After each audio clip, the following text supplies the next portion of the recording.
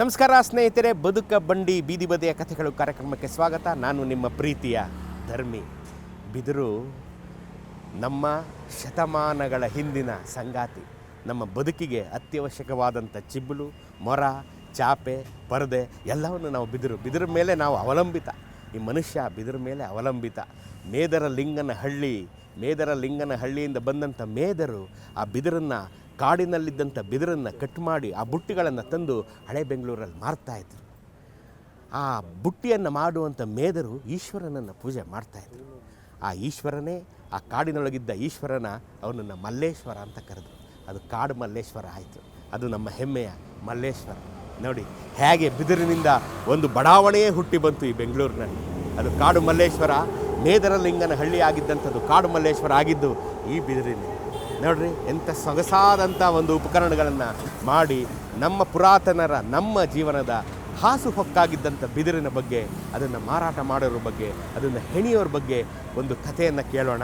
ಗಾಂಧೀಜಿಯವರ ಗ್ರಾಮ ಭಾರತ ಎಷ್ಟು ಸೊಗಸಾಗಿತ್ತು, ನಮ್ಮ ಸಮುದಾಯ ಹೇಗೆ ಒಬ್ಬರ ಮೇಲೊಬ್ಬರು ಅವಲಂಬಿತವಾಗಿತ್ತು. ಬನ್ನಿ ಅವರನ್ನು ಮಾತಾಡ್ಸೋಣ. ಬನ್ನಿ.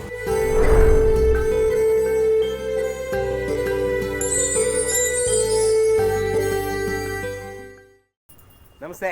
ನಮಸ್ಕಾರ ಸರ್. ಈ ಆಧುನಿಕ ಜಗತ್ತಿನಲ್ಲಿ ಜನ ಮನೇಲಿ ಅಡುಗೆ ತಿಂಡಿ ಮಾಡೋದೇ ಬಿಟ್ಟುಬಿಟ್ಟು ಹೋಟ್ಲಿಂದ ಪಾರ್ಸಲ್ ತರಿಸ್ಕೊಂಡು ತಿಂತಿರೋ ಕಾಲದಲ್ಲಿ ಇನ್ನೂ ಈ ಬುಟ್ಟಿ ಜನ ತಗೊಂಡು ಹೋಗ್ತಾರಾ? ಸರ್ ಫಸ್ಟ್ಗೆ ಇತ್ತು ಕೊರೋನಾಗೂ ಮುಂಚೆ. ಇವಾಗ ಯಾವಾಗ ಕೊರೋನಾ ಬಂತು ಆ ತೊಟ್ಟಿಂದ ಸ್ವಲ್ಪ ಡೆಲ್ ಆಗಿದೆ ಸರ್ ವ್ಯಾಪಾರ ಆಗಿದೆ. ಮತ್ತು ಚಾಪೆಗಳು ತುಂಬ ಡಾಬಾಗೆ ಮತ್ತು ಮನೆಗೆ, ಆಫೀಸ್ಗಳಿಗೆ ಎಲ್ಲಕ್ಕೂ ಹೋಯ್ತಾ ಇದ್ರು. ಇವಾಗ ಏನಂತಂದರೆ ಫೈಬರ್ದು ಚಾಪೆಗಳು ಬಂದ್ಬಿಟ್ಟು ನಮ್ಮದು ಚಾಪೆ ವ್ಯಾಪಾರ ನಿಂತೋಗ್ಬಿಟ್ಟಿದೆ. ಬುಟ್ಟಿಗಳೇನಂತಂದರೆ ಪೇಣಿ, ಚಿರೋಟಿ ಅಂಥವ್ಕೆ ಮಾತ್ರ ಓಡ್ತಾಯಿತ್ತು ಸರ್.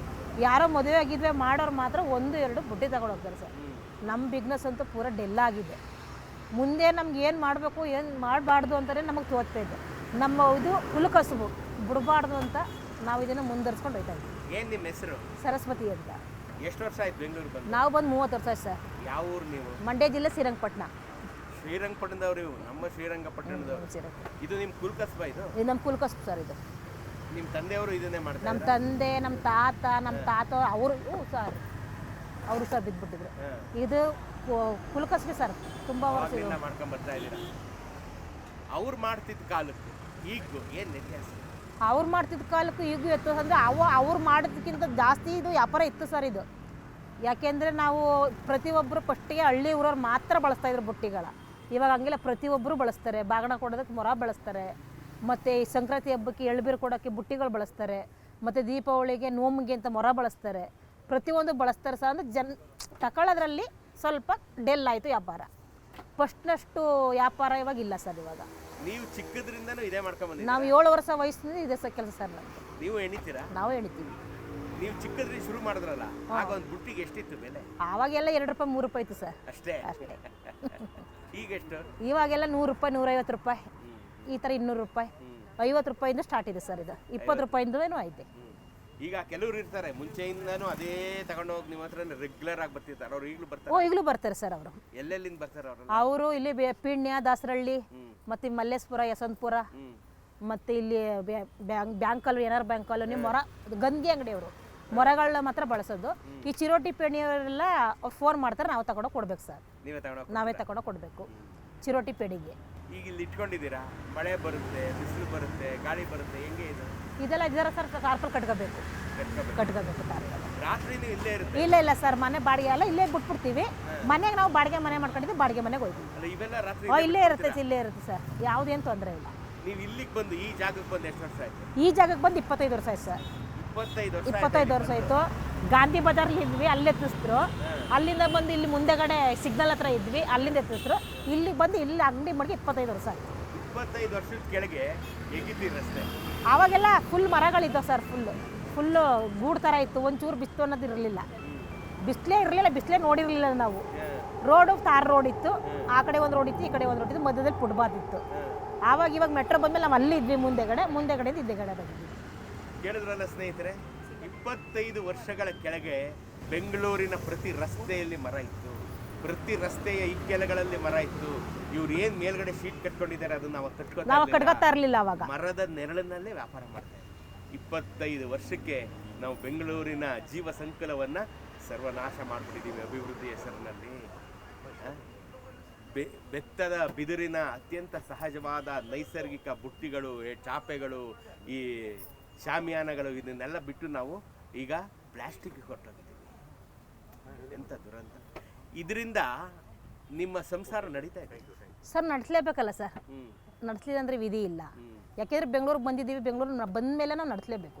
ನಮ್ಮ ಹಳ್ಳಿ ಕಡೆ ಶ್ರೀರಂಗಪಟ್ಟಣ ಕಡೆ ಏನೇ ವ್ಯಾಪಾರ ಇಲ್ಲ, ಹಂಗಾಗಿ ಇಲ್ಲಿ ಚಾಪೆ ಬುಟ್ಟಿಗಳು ಇವೆಲ್ಲ ಹೋಗ್ತವೆ ಅನ್ನೋ ಲೆಕ್ಕಾಚಾರಕ್ಕೆ ನಾವು ಇನ್ನೂ ಇಲ್ಲೇ ಇಳಿದಿದ್ದೀವಿ. ಮಕ್ಕಳು ಮರಿ ಮಗಳಿಗೆ ಒಬ್ಳಿಗೆ ಮದುವೆ ಮಾಡಿದ್ದೀವಿ.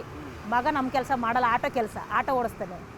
ಈ ಕೆಲಸ ಇಲ್ವಲ್ಲ ಸರ್, ಅವ್ರಿಗೆ ಬರಲ್ಲ. ಸುಮ್ಮನೆ ನಮ್ಮ ಇದರಿಂದ ಏನು ಸ್ವಲ್ಪ ಲಾಭ ಕಡಿಮೆ. ಯಾರಮ್ಮ ಬೆಳಗ್ಗೆಯಿಂದ ಸಂಜೆ ಗಂಟೆ ಇದು ದುಡಿತಾರೆ, ಆಟ ಓಡ್ಕೊಂಡು ಜೀವನ ಮಾಡೋದು ಬಿಡಮ್ಮ ಅಂತೇಳಿ ಈಗ ಒಂದು 2-3 ಒಂದು ಗೌರಿ ಹಬ್ಬದಿಂದ ಆಟ ಓಡಿಸ್ತಿದ್ದೀವಿ ಸರ್. ಎಷ್ಟು ಮಕ್ಕಳು ನಿಮಗೆ? ನಮ್ಗಿಬ್ರು. ಒಬ್ಬರು ಮಗಳು ಮದುವೆ ಮಾಡಿ 13 ವರ್ಷ ಆಯ್ತು ಸರ್. 13 ವರ್ಷ ಆಗೋಯ್ತಾ? ಅವ್ರು ಏನು ಮಾಡ್ತಾರೆ ನಿಮ್ಮ ಮಳೆ? ಅವ್ರು ನಮ್ಮ ಮಳಿಮಯ್ಯ ಫೋಟೋಗ್ರಾಫರ್ ಸರ್. ಅವ್ರು ಕೆಲ್ಸಕ್ಕೆ ಹೋಗೋದು. ಈಗ ನಿಮ್ಮಂಥವ್ರ ತಾವಿಂದ ಕೆಲ್ಸಕ್ಕೆ ಹೋಗೋದು. ಅವ್ರು ಎಲ್ಲಿದ್ದಾರೆ? ಮೈಸೂರಲ್ಲ ಸರ್. ಮೈಸೂರಲ್ಲಿ. ನೀವು ಹುಟ್ಟಿದಾಗ್ಲಿಂದ ನಿಮ್ಮ ತಂದೆ ತಾತ ಎಲ್ಲ ಇದನ್ನು ನೋಡ್ಕೊಂಡು ಬಂದಿದ್ದೀರಿ. ನಿಮ್ಮ ಜೀವನನೇ ಈ ಬುಟ್ಟಿ ಎಣಿಯೋದಾಗಿದೆ. ತೃಪ್ತಿ ಇದೆಯಾ? ತೃಪ್ತಿ ಆಯ್ತು ಸರ್. ಹೌದಾ? ಮಾಡ್ಕೊಳ್ಳೇಬೇಕು, ಖುಷಿ ಇದೆ. ಯಾಕೆಂದ್ರೆ ಇದು ಕುಲ್ಕಸಬಲ್ವಾ ಸರ್, ಕಳಿಬಾರ್ದು ಅಂತ ಉಳಿಸ್ಕೊ ಹೋಗ್ತಾ ಇದ್ದೀವಿ. ನಿಮ್ಮ ಮಗಳಿಗೆ ಕಲಿಸ್ಲಿಲ್ಲ? ಇಲ್ಲ ಸರ್, ನಮ್ಮ ಮಗಳಿಗೆ ಕಲಿಸ್ಲಿಲ್ಲ. ನಮ್ಮ ಮಗ ಮಾಡ್ತಾನೆ, ಸ್ವಲ್ಪ ಮಾಡ್ತಾನೆ, ಅಷ್ಟೊಂದು ಬರಲ್ಲ ಕೆಲಸ. ಇವೆಲ್ಲ ಚಾಪೆ ಗೀಪೆ ಎಲ್ಲ ಎಣಿತಾನೆ. ನಮ್ಮ ಯಜಮಾನ್ರು ಫುಲ್ ನಮ್ಮ ಕೆಲಸ ಎಲ್ಲ ಮಾಡ್ತಾರೆ. ಅವರು ಫುಲ್ ಮಾಡ್ತಾರೆ. ಈಗ ನೀವು ಎಷ್ಟು ಜನ ಇದ್ದೀರಾ ಇದು ನೋಡ್ಕೊಳ್ಳೋಕೆ? ಇಲ್ಲಿ ನಾವು, ನಮ್ಮ ತಮ್ಮ, ನಮ್ಮ ಯಜಮಾನ್ರು, ನಾವು 3 ಜನ. 3 ಜನ ಇದ್ದೀರಾ? ನೀವೇ ಮ್ಯಾನೇಜ್ ಮಾಡ್ತೀರಾ? ನಾವೇ ಮ್ಯಾನೇಜ್ ಮಾಡ್ತೀವಿ. 3 ಜನನು ಹೆಣಿಯೋದು ಬರುತ್ತೆ? ಎಣಿಯೋದು ಬರುತ್ತೆ ಸರ್, ಎಣಿತೀವಿ. ಈಗ ನೀವೇ ಹೆಣದ ವ್ಯಾಪಾರ ಮಾಡ್ತೀರಾ ಅಥವಾ ಬೇರೆಯವ್ರ? ಇಲ್ಲ ಸರ್, ನಾವು ಬೇರೆಯವ್ರನ್ನ ಕೈಲೂ ಎಣಿಸ್ತೀವಿ. ನಾವು ಅವ್ರನ್ನ ನಮ್ಮ ಸಂಬಂಧಿಕರು. ಈಗ ಅವ್ರ ತಾವು ಮೈಸೂರಿಂದೆಲ್ಲ ಎಣಿಸ್ತೀವಿ, ನಂಜನಗೂಡಲ್ಲಿ ಎಣಿಸ್ತೀವಿ, ಕೊಳ್ಳೇಗಾಲದಲ್ಲಿ ಎಣಿಸ್ತೀವಿ, ನರಸೀಪುರದಲ್ಲಿ ಎಣಿಸ್ತೀವಿ, ಮತ್ತೆ ಮೈಸೂರು, ಮಂಡ್ಯ ಅಲ್ಲೆಲ್ಲ ತತ್ತೀವಿ, ವ್ಯಾಪಾರ ಮಾಡ್ತೀವಿ, ನಾವು ಎಣಿತೀವಿ. ಎಷ್ಟು ಜನ ಉಳ್ಕೊಂಡಿರ್ಬೋದು ನಿಮ್ಮ ಅಂದಾಜಲ್ಲಿ? ಇವರು ನಮ್ಮ ಅಂದಾಜಲ್ಲಿ ತುಂಬ ಜನ ಇದ್ದಾರೆ ಸರ್. ಅರ್ಧ ಜನ ಬೇರೆ ತರಕಾರಿ ಮಾರ್ತಾರೆ, ಅರ್ಧ ಜನ ಆಟೋ ಓಡಿಸ್ತಾರೆ, ಅರ್ಧ ಜನ ಮನೆ ಕೆಲ್ಸಕ್ಕೆ ಹೋಗ್ತಾರೆ, ಅರ್ಧ ಜನ ಛತ್ರ ಕೆಲ್ಸಕ್ಕೆ ಹೋಗ್ತಾರೆ. ಇದು ಸ್ವಲ್ಪ ನಾವು ತಕ್ಕ ಮಟ್ಟಿಗೆ ಉಳಿಸ್ಕೊಂಡು ಹೋಯ್ತಿದ್ದೀವಿ ಸರ್, ಕಳ್ಕೊಬಾರ್ದು ಅಂತ. ನೀವೇ ಗಟ್ಟಿ ಮನ್ಸು ಮಾಡಿ ಮಾಡ್ಬೇಕಲ್ಲ, ಮಾಡಿ ಉಳಿಸ್ಕೊಂಡಿದ್ದೀವಿ. ಇನ್ಯಾರು ಇಲ್ಲ ಈಗ? ಇದೇನೆ ಸರ್. ಅದೇ ಇಲ್ಲಿ ಬೆಂಗಳೂರಲ್ಲಿ ಮಾತ್ರ ಒಂದು 9 ಅಂಗಡಿ ಐತೆ ಅಷ್ಟೇ ಸರ್. ಇನ್ನು ಕೆಲವು ಜನಗಳು ತರಕಾರಿನೇ ಮಾರೋದು, ತರಕಾರಿ ಮಾರ್ತಾರೆ, ಮನೆ ಕೆಲ್ಸಕ್ಕೆ ಹೋಗ್ತಾರೆ. ಏನಂದ್ರೆ ಇಲ್ಲಿ ಏನು ಲಾಭ ಇಲ್ಲ ಸರ್. ಯಾಕೆ ಅಂದ್ರೆ ನಾವು ಕಳಿಬಾರ್ದು. ನಮ್ಮ ತಂದೆ ತಾಯಿ ಬೆಳೆಸ್ಕೊಂಡು ಬಂದವರು, ನಾವು ಅದನ್ನ ಬೆಳೆಸ್ಕೊಂಡು ಹೋಗ್ಬೇಕು ಅಂತ ಬೆಳೆಸ್ಕೊಂಡು ಹೋಗ್ತಾ ಇದ್ದೀವಿ. ಈ ವ್ಯಾಪಾರ ಮಾಡಕ್ ಬರ್ತಾರಲ್ಲ, ಇದ್ರಲ್ಲೂ ಚೌಕಾಶಿ ಮಾಡ್ತಾರೆ ಸರ್. ಇದ್ರಲ್ಲೂ ಚೌಕಾಶಿ ಖಂಡಿತ ಮಾಡ್ತಾರೆ. ಅಯ್ಯೋ ಕಥೆ ಮಾಡ್ತಾರೆ. ಪ್ಲಾಸ್ಟಿಕ್ ಸಿಗುತ್ತಲ್ಲ 10 ರೂಪಾಯಿಗೆಲ್ಲ, ನಿಮ್ಗೆ ಯಾಕೆ ಇಷ್ಟು ಕೊಡಬೇಕು, ನೀವ್ಯಾಕೆ ಇಷ್ಟು ಕೇಳ್ತೀರಾ ಅಂತ ಚೌಕಾಸಿ ಮಾಡ್ತಾರೆ. ಆದ್ರೂ ನಾವು 1 ರೂಪಾಯಿ 2 ರೂಪಾಯಿ 10 ರೂಪಾಯಿ ಲಾಭಕ್ಕೆಲ್ಲ ಮಾರಲೇಬೇಕಲ್ಲ ಸರ್. ಈಗ ಬಿಟ್ಬಿಟ್ರೆ ಪ್ಲಾಸ್ಟಿಕ್ ಹೋದ್ರೆ, ಕೆಲವು ಜನಗಳು ಬ್ರಾಹ್ಮಣರಂತೂ ಪ್ಲಾಸ್ಟಿಕ್ ಮುಟ್ಟಲ್ಲ. ಅವರೆಲ್ಲ ನಮ್ಮ ಬಿದಿರನ್ನೇ ಆಸೆ ಪಡ್ತಾರೆ. ಮೊರನಾದ್ರೂ ಅಷ್ಟೇ, ಬುಟ್ಟಿ ಆದ್ರೂ ಅಷ್ಟೇ. ಒಂದು ಪ್ಲಾಸ್ಟಿಕ್ ಅದ್ರಲ್ಲಿ ಏನಾರು ಇದ್ರು ತಗೊಳ್ಳಲ್ಲ. ಪ್ಲಾಸ್ಟಿಕ್ ಕಾಣಬಾರ್ದು ಅವ್ರಿಗೆ. ನಮ್ಮ ಬಿದಿರೇ ಇರಬೇಕು.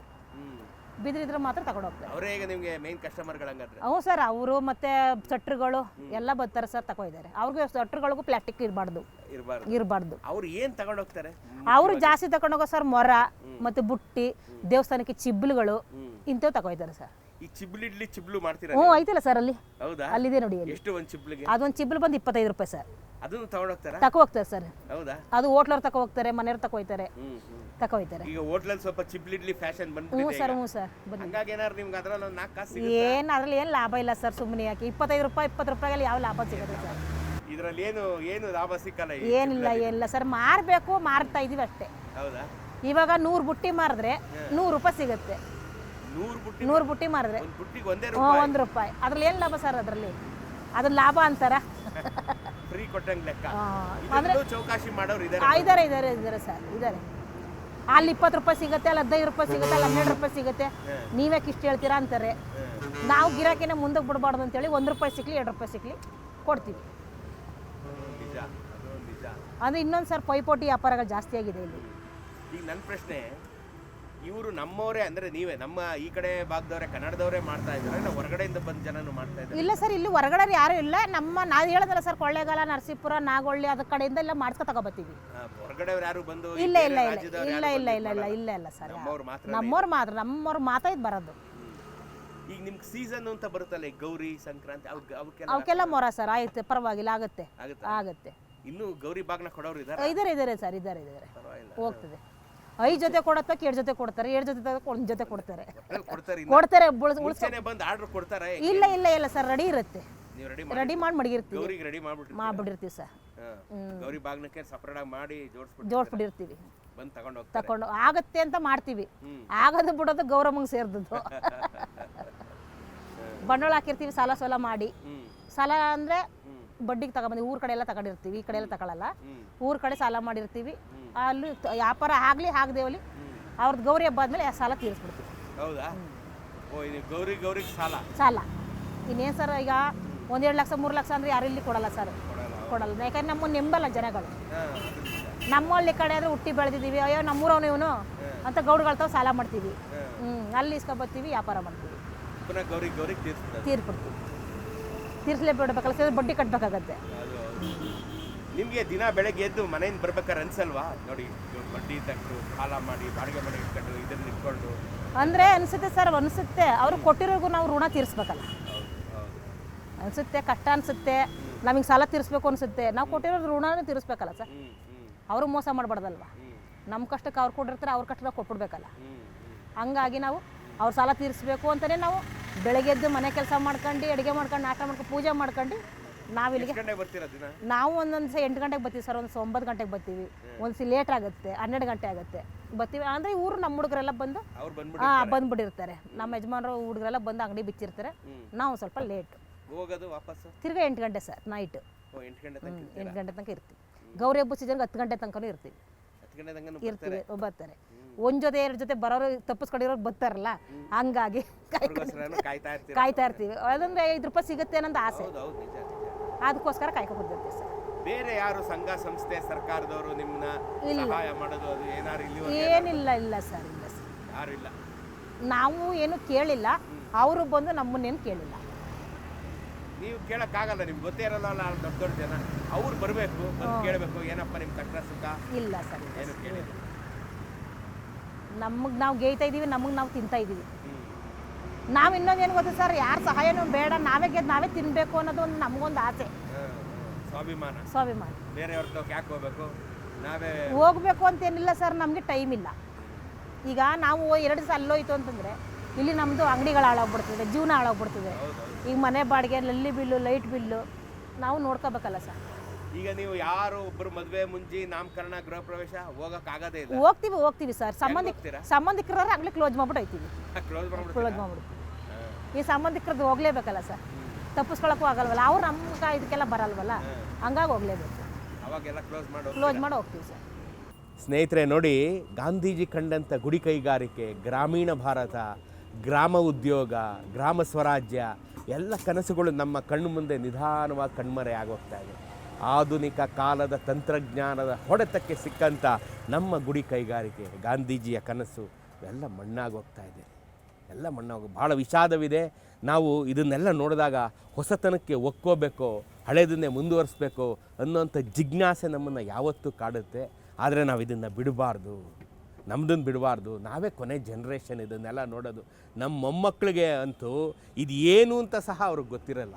ಅವ್ರ ಮನೇಲಿ ಅಡುಗೆ ಮಾಡೋದೇ ನನಗೆ ಅನುಮಾನ. ನಮ್ಮ ಮೊಮ್ಮಕ್ಕಳ ಕಾಲಕ್ಕೆ ನಾನು ಹೇಳ್ತೀನಿ, ಅವ್ರ ಮನೇಲಿ ಅಡುಗೆ ಮಾಡೋದೇ ಅನುಮಾನ. ಅವ್ರಿಗೆ ಅಡುಗೆ ಮಾಡಿಕೊಡೋರು ಜನ ಬಂದುಬಿಟ್ಟಿರ್ತಾರೆ, ಅವ್ರು ತಿನ್ಕೊಂಡು ಆಫೀಸ್ಗೆ ಹೋಗ್ತಾರೆ. ಹಾಗಾಗಿ ಅಡುಗೆ ಮಾಡೋ ಕೊನೆ ಜನ್ರೇಷನ್ ಆದಂಥ ನಾವು ಬಿಡದಲ್ಲೇ ನಮ್ಮ ಮನೆಗೆ ಇದನ್ನೆಲ್ಲ ತಗೊಂಡೋಗೋಣ, ನಾವು ಇದನ್ನು ಉಪಯೋಗಿಸೋಣ, ಇಂಥವ್ರು ಸಪೋರ್ಟ್ ಮಾಡೋಣ. ನಾನು ಪ್ರತಿ ಸಂಚಿಕೆಯಲ್ಲಿ ಹೇಳೋದಿಷ್ಟೇ, ನಮ್ಮ ಗ್ರಾಮೀಣ ಭಾರತವನ್ನು ನಾವು ಬೆಂಬಲಿಸೋಣ, ಇವರಿಗೆ ಜೊತೆ ಆಗೋಣ, ನಾವು ಇವರ ಕಷ್ಟ ಸುಖಗಳಲ್ಲಿ ನಾವು ಪಾಲ್ಗೊಳ್ಳೋಣ. ನಾವೆಲ್ಲ ಒಂದು ಗುಂಪಾಗಿ ಸಮುದಾಯವಾಗಿ ಬದುಕಿದಲ್ಲಿ ಮಾತ್ರ ನಮ್ಮ ಶ್ರೇಯಸ್ಸಿದೆ. ಒಬ್ಬೊಬ್ಬನೇ ಬದುಕೋನು ಅವನು ಮನುಷ್ಯನೇ ಅಲ್ಲ. ನಾನು ಹೇಳ್ತೀನಿ, ನಾವೆಲ್ಲ ಗುಂಪಾಗಿ ಬದುಕಬೇಕು, ಇವ್ರಿಗೆ ನಾವಾಗಬೇಕು, ನಮಗೆ ಇವರಾಗಬೇಕು. ಆಗಲೇ ನಮ್ಮ ಭಾರತದ ಕನಸು ನನಸಾಗುತ್ತೆ ಅಲ್ವೇ? ಈಗ ನಿಮಗೆ ಯಾವತ್ತಾದ್ರೂ ಸಾಕಪ್ಪ ಇದು ಬಿಟ್ಬಿಡೋಣ ಇದು ಅಂತ ಅನಿಸಿಲ್ವಾ? ಇಲ್ಲ ಸರ್, ಅನಿಸಿಲ್ಲ. ಯಾವತ್ತು ಅನಿಸಿಲ್ವ? ಅನ್ಸೋದು ಇಲ್ಲ ಸರ್. ಒಂದು ದಿನಕ್ಕೂ ಅನಿಸಿಲ್ಲ? ಅನ್ಸಲ್ಲ. ಇದು ನಮ್ಮ ಕುಲಕಸಬಲ್ವ ಸರ್, ನಾವು ಬಿಡಬಾರ್ದು ಅಂತ ಹಠ ಸಾಧನೆಯಿಂದ ಮಾಡ್ತಾರೆ. ಅದು ಲಾಭ ಸಿಗುತ್ತೋ ಆದಾಯ ಸಿಗುತ್ತೋ ಅದು ನಮಗೆ ಬೇಡದಿರೋ ವಿಷಯ, ನಾವು ಮಾಡಬೇಕು, ಮಾಡ್ತಾ ಇದ್ದೀವಿ ಸರ್. ಬೇರೆಯವ್ರು ಈಗಿನ ಹುಡುಗರು ಯಾರು ಬರ್ತಾರ ಇದನ್ನ ಕಲಿಬೇಕು, ಅದು ಮಾಡಬೇಕು ಏನಾರು ಇದೆಯಾ? ಇಲ್ಲ ಸರ್, ಇಲ್ಲ, ಕಲಿಯಲ್ಲ ಯಾರು. ಹೋಗಮ್ಮ ಯಾರು ಮಾಡ್ತಾರೆ ಅಂತಾರೆ. ಯಾರಿಗೂ ಆಸಕ್ತಿ ಆಸಕ್ತಿ ಇಲ್ಲ. ಈಗ ನೀವೇ ಹಂಗಂದ್ರೆ ಉಳ್ಕೊಂಡ್ರವ್ರು ಲಾಸ್ಟ್. ಹ್ಞೂ ಸರ್. ಹ್ಞೂ ಇನ್ನು ಅಷ್ಟೇ ನಿಮ್ಮ ತಲೆಗೆ ಅಷ್ಟೇ. ನಮ್ಮ ತಲೆಗೆ ಅಷ್ಟೇ. ನಮ್ಮ ಮಕ್ಕಳು ಕಲ್ತಿಲ್ಲ. ಅಲ್ಲ ಈ ಮಕ್ಳು ಕಲ್ತಿಲ್ಲ ಆಮೇಲೆ ಮುಗೀತು. ನಮ್ಮ ಮನೇಲಿ ನಮ್ಮ ಮಗ ಕಲೀಲಿಲ್ಲ ಅಂದ್ರೆ ಇದಕ್ಕೆ ನಮಗೆ ಮುಗೀತು ಅಂತ ಕೆಲಸ. ಮುಗೀತು ಕೆಲಸ. ಈ ಊರ್ಲು ಅಷ್ಟೇ ಅಲ್ವಾ? ಯಾಕೆ ಊರ್ ಕಡೆ ಈ ಊರ್ ಕಡೆ ಏನಿಲ್ಲ ಸರ್. ಊರ್ ಕಡೆ ನಮ್ಮ ಮಗಳು ಅವ್ರ ಮೇಲೆ ಇಲ್ಲ. ಬೇರೆ ಈಗ ಎಣಿತಿರೋರು ಮಕ್ಕಳನ್ನು ಯಾರು ಕಲಿತಿಲ್ವಾ? ಅವ್ರು ಸ್ವಲ್ಪ ಅಂದ್ರೆ ಎಷ್ಟು ಈಗ 10 ವರ್ಷ 15 ವರ್ಷ ಯಾರು ಕಲ್ತಿಲ್ಲ ಸರ್. ಏನಿದ್ರು ಒಂದು 20 ವರ್ಷ 27 ವರ್ಷ ಸ್ವಲ್ಪ ಸಾಧಾರಣ ಕಲಿಬೇಕು ಅಂತ ಅವ್ರೇನಿಲ್ಲ. ಏನೋ ಉಳಿಸ್ಕೊಂಡು ಹೋಗ್ಬೇಕು. ಬೇರೆ ಕೆಲಸ ಸಿಕ್ಬಿಟ್ರೆ ಹೊಂಟಿದ್ದಾರೆ. ಅವರು ಆಟೋ ಓಡಿಸೋರು ಇದ್ದಾರೆ, ಮತ್ತೆ ತರಕಾರಿ ಮಾರೋರು ಇದ್ದಾರೆ. ಕೆಲವು ಜನಕ್ಕೆ ಆಸಕ್ತಿ ಕಡಿಮೆನೇ ಸರ್ ಇದು ಕೆಲಸ. ನಿಮ್ಮ ತಲೆ ಕೊನೆ ತಲೆ. ನಮ್ಮ ತಲೆ ಕೊನೆ ತಲೆ. ನಮ್ಮ ಮಗ ತಡಿ ನಮ್ಮ ತಂದೆ ತಾಯಿ ಹೆಸರನ್ನ ಉಳಿಸ್ಬೇಕು ಅಂತನಾರ ಅವನು ಕಲ್ತಂಗೆ, ಇಲ್ಲಾಂದ್ರೆ ನಮ್ಮ ತಲೆ ಮುಗಿದು ಸರ್ ಇದು. ಹಾಗಾದ್ರೆ ಇನ್ನೊಂದು 50 ವರ್ಷ ಹೋಗ್ಬಿಟ್ರೆ ಇನ್ನು ಆಮೇಲೆ ಚಿಪ್ ಗಿಬ್ಲು ಇಲ್ಲ ಸರ್. ಎಲ್ಲಿ 50 ವರ್ಷಕ್ಕೆ ಎಲ್ಲಿ ಸರ್? 50 ವರ್ಷ ಕಡೆ ಇರ್ತೀವಿ ಸರ್ ನಾವು. ಏನು ಬಂದ್ರೆ ಒಂದು 15 ವರ್ಷ ಬಂದು ಅಲ್ಲ ಸರ್. ಇವತ್ತು ನೀವು ಈ ಚಿಬ್ಲು ಮಾಡಿ ಕೊಡ್ಬೇಕು. ಅಲ್ಲ ಸರ್, ಇವತ್ತು ಕೊರೋನಾ ಬಂದವ್ರಿಗೆ ಯಾವ್ದು ಗ್ಯಾರಂಟಿನೇ ಇಲ್ವಲ್ಲ ಸರ್. ಕೂತಿದವ್ರು ನಿಂತಿದ್ದವ್ರೆ ಸೊತ್ತಿದ್ದಾರೆ. ಜೀವನ ಮೇಲೆ ಕೊರೋನಾ ಬಂದ್ಮೇಲೆ ಆಸೆ ನಿಂತೋಗ್ಬಿಟ್ಟಿದೆ. ಬೇಸರದ ಸಂಗತಿ ಅಂದ್ರೆ ವೀಕ್ಷಕರೇ, ನಮಗೂ ಬಂದಿದ್ದು ಸರ್ ಕೊರೋನಾ. ನಾವು ಕಿಮ್ಸಲ್ಲಿ ಅಡ್ಮಿಟ್ ಆಗಿದ್ವಿ ಗಂಡೇಡ್ತೀರಿ ಇಬ್ಬರಿಗೆ. ಹೌದಾ? ನಾವು 14 ದಿನ ಅಡ್ಮಿಟ್ ಆಗಿದ್ವಿ. ತೀರಾ ಮನೇಲಿ 14 ದಿನ. ಊಟಕ್ಕೆ ತಿಂಡಿಗೆ ಕಷ್ಟ ಆಗ್ಬಿಟ್ಟಿತ್ತು ಸರ್. ಯಾರ ಹತ್ರಕ್ಕೆ ಮಾತಾಡಿಸ್ತಾ ಇಲ್ಲ, ಅಕ್ಕಪಕ್ಕದವ್ರು ಮಾತಾಡಿಸ್ತಾ ಇಲ್ಲ ನಮ್ಮನ್ನ. ನಾವು ಈ ಇದು ಯಾವುದೋ ಪೆಟ್ರೋಲ್ ಬ್ಯಾಂಕ್, ದೇವೇಗೌಡ ಪೆಟ್ರೋಲ್ ಬ್ಯಾಂಕಲ್ಲಿ ಮಧ್ಯರಾತ್ರಿಲಿ ಹೋಗಿ ಅಲ್ಲಿ ಕುಂತಿದ್ವಿ. ಅಕ್ಕಪಕ್ಕದವ್ರಿಗೆ ಸ್ಪ್ರೆಡ್ ಆಗಬಾರ್ದು ಅಂತ. ಮಕ್ಕಳು ಚಿಕ್ಕ ಮಕ್ಕಳು ಅವ್ರು ನಮ್ಮಿಂದ ಸ್ಪ್ರೆಡ್ ಆಗಬಾರ್ದು ಅಂತ ನಾವು ಅಲ್ಲೋ ಕೂತಿದ್ವಿ ಮಧ್ಯರಾತ್ರಿಲಿ. ದೇವೇಗೌಡ ಪೆಟ್ರೋಲ್ ಬ್ಯಾಂಕ್ ಇದರಲ್ಲಿ ಪಾರ್ಕಲ್ಲಿ. ಬೆಳಗ್ಗೆ 4 ಗಂಟೆ ಮಧ್ಯರಾತ್ರಿ ಹೋಗಿ ಕೂತ್ಕೊಂಡಿದ್ದೆ. ನಾವು ಸಾಯಂಕಾಲ 6 ಗಂಟೆಗೆ ಆಂಬುಲೆನ್ಸ್ ಕರ್ಕೊಂಡು ಹೋಗಿದ್ದು ಬಂದು. ನಾವು ಬೇರೆಯವ್ರಿಗೆಲ್ಲ ಗೊತ್ತಿರೋರಿಗೆಲ್ಲ ಫೋನ್ ಮಾಡಿ ನಮ್ಗೆ ಈ ಥರ ಬಂದಿದೆ, ನಮ್ಗೆ ಈ ಥರ ಕರ್ಕೊಂಡು ಹೋಗಿ ಅಂತ ನಾವೇ ಫೋನ್ ಮಾಡಿ ಕೇಳ್ತೀವಿ ಗೊತ್ತಿರೋರಿಗೆ. ಯಾರು ಕಳಿಸ್ತಾರೋ ಯಾರು ಬಿಟ್ಟರೋ ಗೊತ್ತಿಲ್ಲ. ಕೊನೆಗೆ 6 ಗಂಟೆಗೆ ಆಂಬುಲೆನ್ಸ್ ಬಂತು. ಕೆಂಪೇಗೌಡ ಹಾಸ್ಪಿಟ್ಲಿಗೆ ಕರ್ಕೊಂಡೋದ್ರು. 14 ದಿನ ಕೆಂಪೇಗೌಡ ಹಾಸ್ಪಿಟ್ಲಿಗೆ ಇದ್ವಿ. ಮನೇಲಿ 14 ದಿನ ಇದ್ವಿ. ನಾವೇ ತಂದ್ಕೊಳ್ಳೋದು, ನಾವೇ ತಿನ್ಕೊಳ್ಳೋದು, ಯಾರ ಹತ್ರಕ್ಕೆ ಬರ್ತಿದ್ದಿಲ್ಲ ಸರ್. ಅಷ್ಟು ಅದೊಂದು ಮಾತ್ರ ತುಂಬ ಕಷ್ಟಕರ. ಅದನ್ನು ದಾಟ್ ಬಂದಿದ್ದೀರಾ ನೀವು? ಬಂದ್ವಿ ಸರ್. ಅದನ್ನು ನೀಸಿದ್ದೀರಾ ಅಲ್ವಾ? ನೀಸಿದ್ವಿ. ಅದನ್ನು ಅನುಭವಿಸ್ಬಿಟ್ಟು ನಮ್ಮ ಮಗನ್ನ ಬೇರೆ ಕಡೆ ಬಿಟ್ಬಿಟ್ಟಿದ್ವಿ. ನಮ್ಮ ಮಗನ ನಮ್ಮ ಮನೇಲಿ ಇರ್ಸ್ಕೊಂಡಿರಲಿಲ್ಲ. ನಮ್ಮಿಂದ ಅವ್ನಿಗೆ ಫ್ರೆಡ್ ಆಗಬಾರ್ದು ಅಂತ. ಅಕ್ಕಪಕ್ಕದ ಮನೆಯವ್ರಿಗೂ ಆಗಬಾರ್ದು ಅಂತ ನಮ್ಮ ಈಚೆಗೆ ಬರ್ತಿರಲಿಲ್ಲ ಸರ್. ಯಾಕಂದ್ರೆ ಚಿಕ್ಕ ಮಕ್ಕಳು ನಮ್ಮಿಂದ ಅವ್ರಿಗೂ ತೊಂದರೆ ಬೇಡ ಅಂತೇಳಿ ನಾವು ಅದಕ್ಕೇನೆ ಮಧ್ಯರಾತ್ರಲ್ಲಿ ಹೋಗಿ ದೇವೇಗೌಡ ಪೆಟ್ರೋಲ್ ಬ್ಯಾಂಕ್ ಪಾರ್ಕಲ್ಲಿ ಕೂತಿದ್ವಿ ಸರ್. ಈಗ ಬರ್ತಾ ಇಲ್ಲಿ ಊಟ ತಗೊಬಂದ್ಬಿಡ್ತೀರಾ? ಹ್ಞೂ ಸರ್, ತಂದ್ಬಿಡ್ತೀವಿ. ಬೆಳಗ್ಗೆ ತಿಂಡಿ ಮಾಡ್ಕೊಂಡು ಬಿಡ್ತಾರೆ? ತಿಂಡಿ ಅಡುಗೆ ನಾಷ್ಟ ಎಲ್ಲ ಒಟ್ಟಿಗೆನೆ ಸರ್. ಇನ್ನು ಸಾಯಂಕಾಲನೇ ಹೋಗೋದು ನಾವು ಮನೆಗೆ. ಎಲ್ಲ ಇಲ್ಲೇ ನಾವು ಏನೇ ಮಾಡಲಿ ಇಲ್ಲೇ ತಿನ್ನೋದು. ಎಲ್ಲ ಇಲ್ಲೇ ಊಟ ತಿಂಡಿ ಯಾವ ಹಬ್ಬ ಬರಲಿ ಪೂರ್ತಿ ಇಲ್ಲೇ ಸರ್. ನಮ್ಗೆ ಇದೇನೆ ದೇವಾಲಯ. ಈಗ ಹಬ್ಬ ಹರಿದಿನಕ್ಕೆ ಎಲ್ಲವಾಗ್ಲೂ ಇಲ್ಲೇ ಸರ್. ಏನು ಹೋಗೋದು ಇನ್ನೇನು ಹೋಗಂಗೆ ಇಲ್ಲ. ಓಹೋ, ಎಲ್ಲ ಇಲ್ಲೇ ಮಾಡ್ತೀವಿ. ಯಾವುದೇ ಫಂಕ್ಷನ್ ಆದಾಗ ಶ್ರೀರಂಗಪಟ್ಟಣ ಹೋಯ್ತೀವಿ. ಊರ ಹಬ್ಬ ಮಾಡ್ತಾರಲ್ಲ ನೋಡಿ ಸರ್, ಗ್ರಾಮ ದೇವತೆ ಹಬ್ಬ ಮಾಡ್ತಾರಲ್ಲ, ಆವಾಗ ಮಾತ್ರ ಊರ ಕಡೆ ಹೋಯ್ತೀವಿ. ಯಾರಾದ್ರೂ ಬಂದು ನಿಮ್ಮನ್ನ ಕೇಳಿದ್ರೆ ಇದು ಮಾಡ್ತೀನಿ ಕಣಮ್ಮ ಅಂತ ಏನಂತೀರಾ? ಕಲೀರಿ ಸರ್ ಅಂತೀನಿ. ಕಲೀರಿ ಅಂತೀನಿ. ಹೌದಾ? ಕಲೀರಿ. ಅವ್ರು ನಿಮಗೆ ಬಂದು ಅಂದ್ರೆ ಕಲೀರಿ ಸರ್, ನಮ್ಗೇನು ಪ್ರಾಬ್ಲಮ್ ಇಲ್ಲ. ಕಲ್ತ್ಕೊಳ್ಳಿ, ನೀವು ಕಲ್ತ್ಕೊಳ್ಳಿ. ಇದು ಕಷ್ಟ ನಿಮಗೂ ಏನು ಅಂತ ಗೊತ್ತಾಗ್ಬೇಕಲ್ಲ, ಕಲ್ತ್ಕೊಳ್ಳಿ ಅಂತ ಹೇಳ್ತೀನಿ. ಇದ್ರಲ್ಲಿ ಏನಮ್ಮ ಬುಟ್ಟಿಲಿ ಏನಾಯ್ತಮ್ಮ ಅಷ್ಟು ಕೇಳ್ತಿರಲ್ಲ ಅಂತಾರೆ ಸರ್. ಒಂದು ಕೆಲಸ ಮಾಡಿ ಬಂದು ಕೊಡ್ತೀನಿ, ಸೀಳ್ಕೊಂಡು ಕೆಲಸ ಮಾಡಿ ಸರ್. ಒಂದು ಬುಟ್ಟಿಲಿ ಏನೈತಿ ಅಂತ ಗೊತ್ತಾಗುತ್ತೆ ನಿಮಗೆ, ಅದಕ್ಕೆ ಹೇಳ್ತೀವಿ. ನೀವು ಕಸ್ಟಮರ್ಗೆ ಹಂಗೆ ಹೇಳ್ಬೇಕು. ನೀವು ಹೇಳ್ತೀವಿ ಸರ್, ಹೇಳ್ತೀವಿ. ಯಾಕೆ ಏನಾಯ್ತಮ್ಮ ಈ ಬುಟ್ಟಿಲಿ ಇಷ್ಟು ಕೇಳ್ತಿಯಲ್ಲ, 50 ರೂಪಾಯಿ ಕೇಳ್ತಿಯಲ್ಲ, 40 ರೂಪಾಯಿ ಕೇಳ್ತಿಯಲ್ಲ ಅಂತ. ಒಂದು ಕಡ್ಡಿ ತಗೊಂಡು ಅಚ್ಚೆ ಸೀಳ್ಕೊಂಡು ನೋಡಿ ಎಣೀರಿ, ಅದ್ರಲ್ಲಿ ಏನೈತಿ ಅಂತ ನಿಮಗೆ ಗೊತ್ತಾಗುತ್ತೆ ಅಂತ ನಾವು ಹೇಳ್ತೀವಿ ಸರ್. ಅವ್ರಿಗೆ ಏನನ್ಸುತ್ತೆ, ಇಲ್ಲಿ ಸುಮ್ಮನೆ ಕೂತ್ಕೊಂಡ್ರೆ ಫ್ರೀ ಆಗಿ ಬಂದ್ಬಿಡೈತೆ ಅಂತ ಅವ್ರಿಗೆ ಅನ್ಸುತ್ತೆ ಅಲ್ವಾ? ಅದು ಎಲ್ಲರೂ ಅನ್ನಲ್ಲ ಸರ್. ಕೆಲವು ಜನಗಳು ಬುದ್ಧಿ ಇಲ್ದದವ್ರು ಮಾತಾಡ್ತಾರೆ. ನಾವು ಅವಕ್ಕೆಲ್ಲ ಬೇಜಾರು ಮಾಡ್ಕೊಳಕಾಯ್ತದ. ಕಸ್ಟಮರ್ ಮೇಲೆ ಒಬ್ರು ಹಿಂಗಿರ್ತಾರೆ, ಒಬ್ರು ಹಂಗಿರ್ತಾರೆ. ಒಬ್ರು ಕೆಲವು ಜನಗಳು ಅಯ್ಯೋ ಪಾಪ ನೀವು ಕಷ್ಟ ಬೀಳ್ತೀರಾ, ನೀವು ತಿನ್ನೋದ್ರಲ್ಲಿ ತಪ್ಪಿಲ್ಲ, ನಾವು ಎಲ್ಲೆಲ್ಲೋ ಖರ್ಚು ಮಾಡ್ತೀವಿ, ತಗೊಳ್ಳಿ ಅಮ್ಮ ಅಂತ 10 ರೂಪಾಯಿ ಎಕ್ಸ್ಟ್ರಾನೇ ಕೊಟ್ಬಿಡೈತೆ ಹೊರತು ಕೆಲವು ಜನಗಳು ನಮ್ಮ ತವೇ ಕಿತ್ಕೊಂಡು ಬಂದಿರ್ತಾರೆ. ಹಂಗಾಗಿ ಉಳಿಸ್ಕೊಂಡು ಹೋಗ್ಬೇಕಲ್ಲ ಸರ್.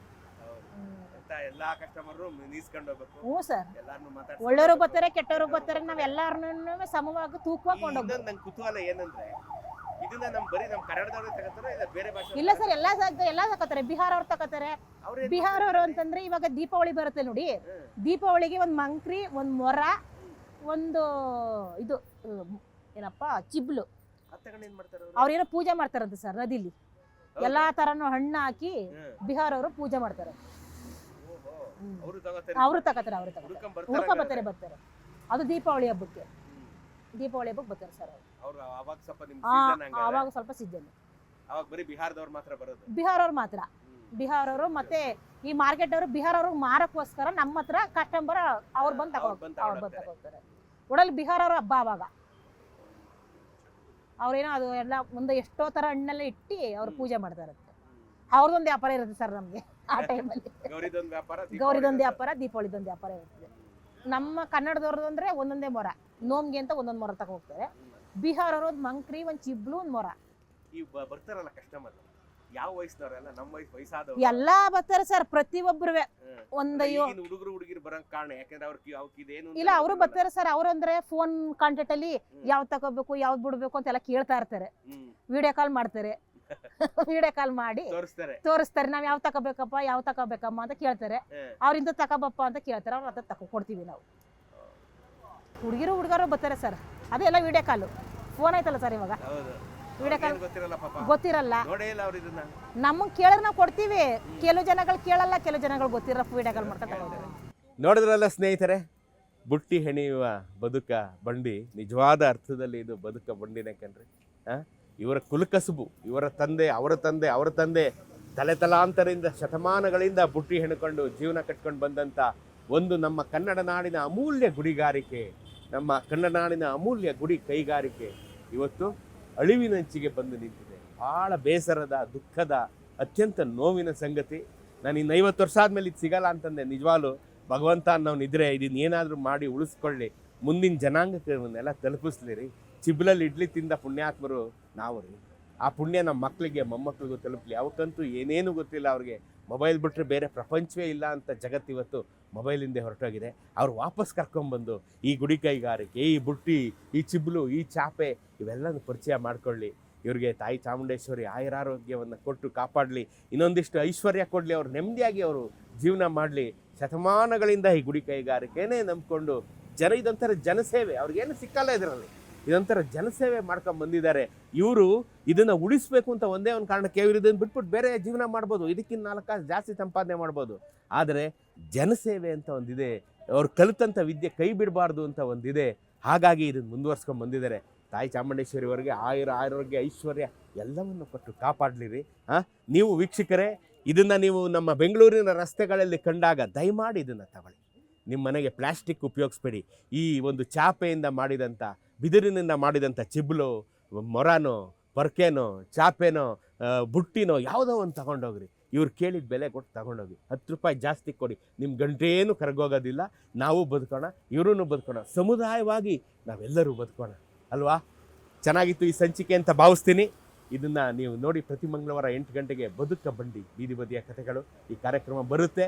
ನೀವು ನೋಡಿ, ನಿಮ್ಮ ಅಭಿಪ್ರಾಯ ನಮಗೆ ಬಹಳ ಮುಖ್ಯ. ನಿಮ್ಗೇನು ಅನ್ನಿಸ್ತು ಅನ್ನೋದನ್ನು ನಿರ್ಭೀಡೆಯಿಂದ ಬರೀರಿ. ಮುಂದಿನ ಸಂಚಿಕೆಯಲ್ಲಿ ಮತ್ತೊಂದು ಕುತೂಹಲಕಾರಿ ಒಂದು ವಿಷಯದೊಂದಿಗೆ ನಿಮ್ಮನ್ನು ಭೇಟಿ ಆಗ್ತೀನಿ. ಅಲ್ಲಿವರೆಗೆ ನಮಸ್ಕಾರ.